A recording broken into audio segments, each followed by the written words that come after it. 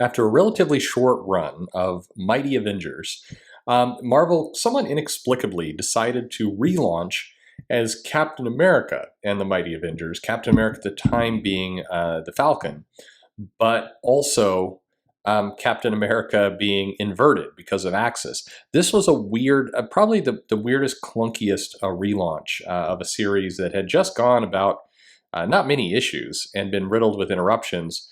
And then we relaunched it into the middle of another event. And it would also get interrupted twice. So a lot going on here, but let's get into it.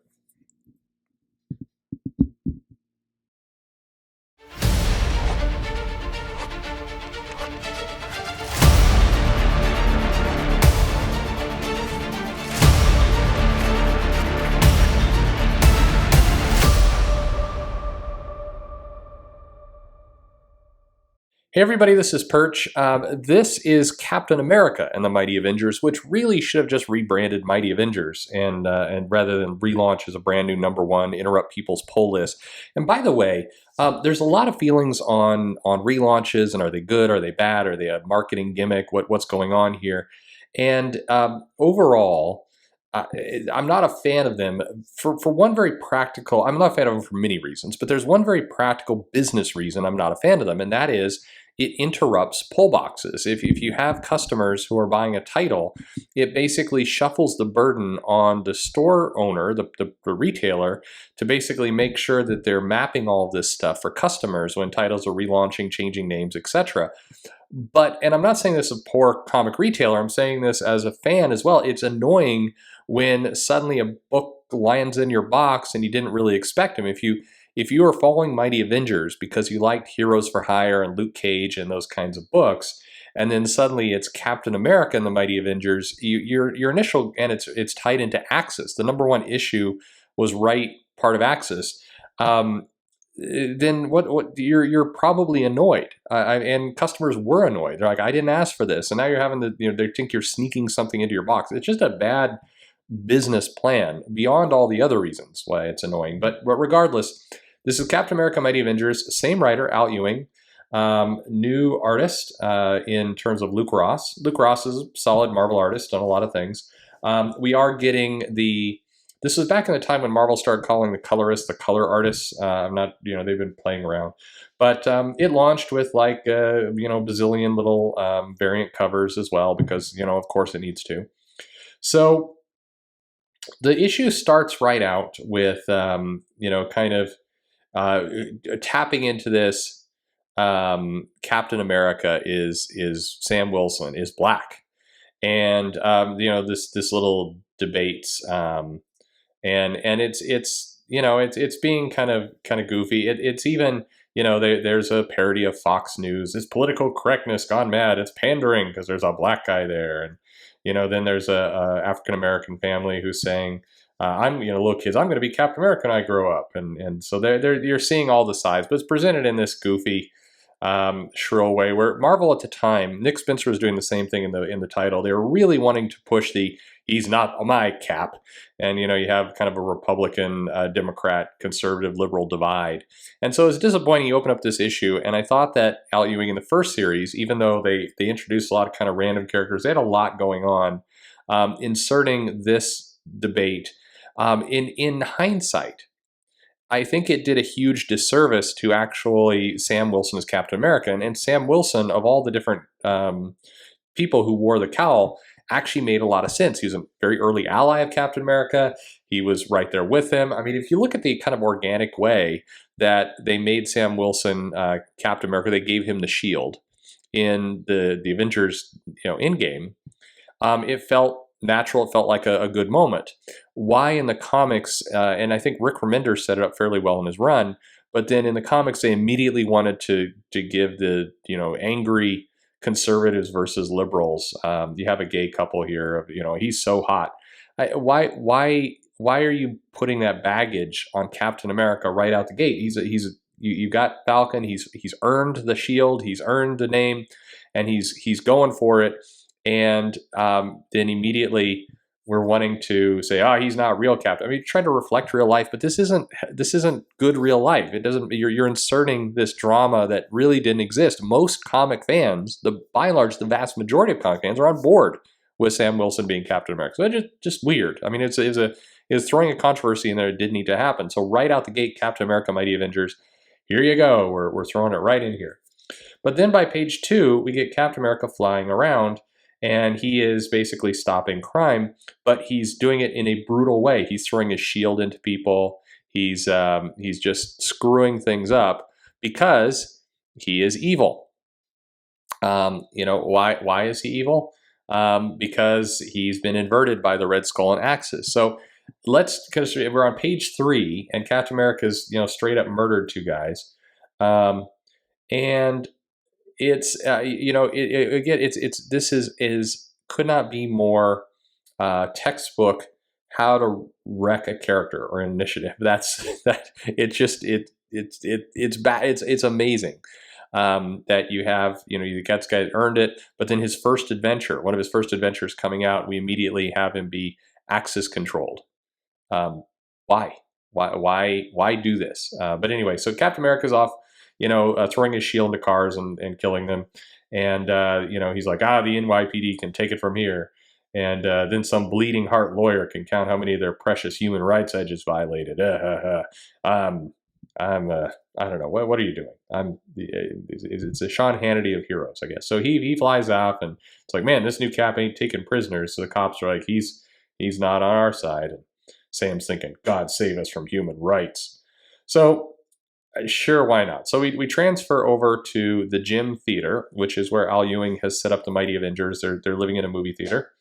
And the part of the new Avengers is anyone can be an Avenger, and the heroes for hire is anyone who needs help. So it's very much a blend of Heroes for Hire and the Mighty Avengers Luke Cage concept, which was not a bad idea. I think Heroes for Hire was a fun comic back, and it does all go. So anyway, so Luke Cage is hanging out in his suit. We're seeing kind of the heroes through the eyes of the civilians, and then we get some leftover baggage of how Spider-Man was not Spider-Man the last time, and he kind of tries to explain that he had a mind swap and things being taken over, but Luke Cage doesn't care. He's just angry, and he's get out of here, and everybody's just kind of angry. So the problem is, because this is in Axis, you can't tell if this is heroes just being frustrated, or this is people who've been inverted. Is Luke Cage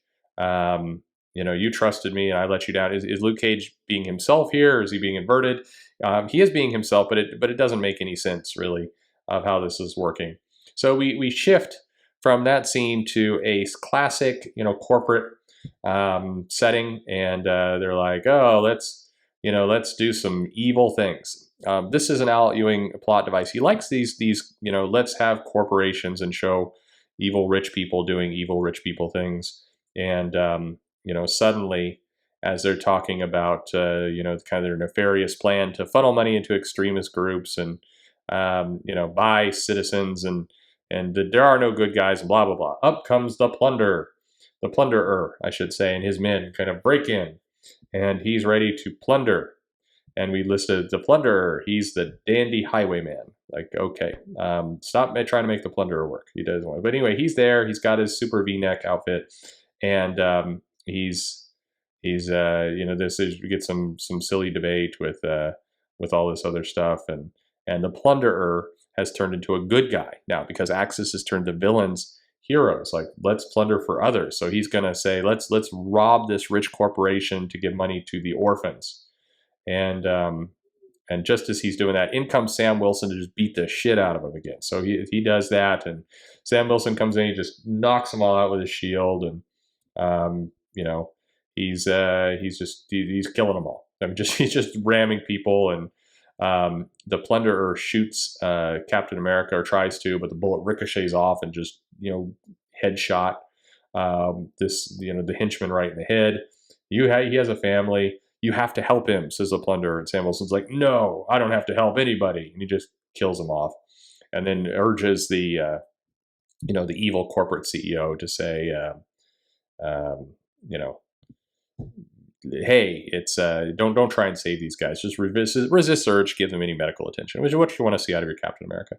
So the evil corporate CEO then calls Luke Cage, and we learn, oh nope, Luke Cage is inverted. So his weird rant against Spider-Man endangering his family was from an evil perspective, I guess. This is Axis was a decent idea. This comic is a good way of showing why.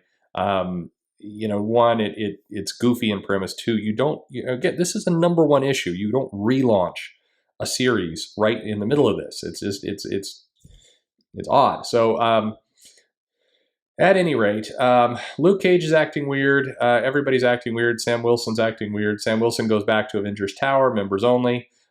He's talking to Tony Stark via hologram, and he's basically saying, "Hey, let's go shut down these bleeding heart. The bleeding hearts. We got to stop the bleeding hearts." And it's the mighty Avengers. So it's Captain America is going to go and he's going to infiltrate the mighty Avengers and he's going to shut them down and protect the mighty Avengers brand, because the brand is being tarnished by all this stuff. And this leads to a big, goofier fight where, it just there you go. And so eventually the team kind of reforms. Axis gets over with. And then they have a little adventure.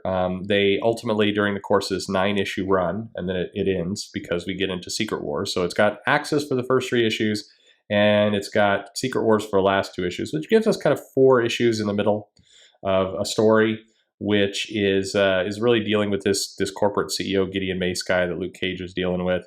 And we do some stuff with Spectrum where we have her kind of remember the next wave time and reconcile that. And so it's it sets up a few, but it continues with the problems of the previous series. There's a lot of characters here. We don't really spend enough time to do much with any of them. It's wonderful to see characters like Blue Marvel and Monica Rambeau here doing cool stuff. I'm a fan of Luke Cage. I think that's great. But the tone is all over the place. We get the jokey captions. We get Captain America being evil, and then he's changed back, and then he's not evil again. But this is again where they were writing Sam Wilson as a villain first. So not villain, but Sam Wilson had a great personality as a character, and then suddenly they make him into this kind of drill sergeant like character. It's just there was a lot of very strange tonal things going on during this time, and it was all kind of hitting the fan all simultaneously. So anyway, 9 issues, Captain America and the Mighty Avengers. It was an Avengers run spinoff, sort of, and then we got into Secret Wars and we blew it all up, and we gave Al Ewing some more books, and that's the way it goes. Yep. Anyway, a lot of things to learn here. I mean, it's interesting because by and large, as I mentioned, almost all the characters on this team I'm pretty fond of. I like. I like She-Hulk. I like Blue Marvel. I like Monica Rambeau. I like Luke Cage. I like this team. I liked what some of Al Ewing was doing in terms of bringing some new people into the mix as well. I like the idea of the Avengers. What does a street level Avengers team look like? What I didn't like was the weird insertion of politics and other things. When I say politics, I mean, the screaming Fox News host, and then the White House correspondent who's looking old and tired, and it was too. The problem here is if you're reading this, it's too on the nose. It's too like tons of people were doing these parodies. And so you get into some interesting topics like how does a street level Avengers team help deal with, potentially mass suicides as the multiverse is collapsing, and how do regular people deal with all this? It's difficult. But while you're doing that, you're putting in these little kind of jokes and parodies. It just the whole combination just doesn't glue together, and you're not benefiting from having multiple crossovers and tie-ins, and you're trying to introduce new characters, you're trying to go back into the continuity and bring stuff in. It's just it creates a very hard product to digest as a reader, and so it's like do a little bit less and the sum will be more valuable. And I think you did see Al Ewing learn from that a little bit with the Immortal Hulk, where he is he kept it a more confined story, and it seemed to spring off more. I think the guy has good ideas, but this is an example of where the ideas and maybe some editorial interference and who knows what else just running amok all over the place. But anyway, what did you think of this comic? Do you remember this comic? This was a weird time, certainly for Marvel, with relaunches and events and everything else going on, plenty. So leave your comments below, like, subscribe, click the bell for notifications if you care to. Follow me on Twitter at Comic Perch, and thanks for listening.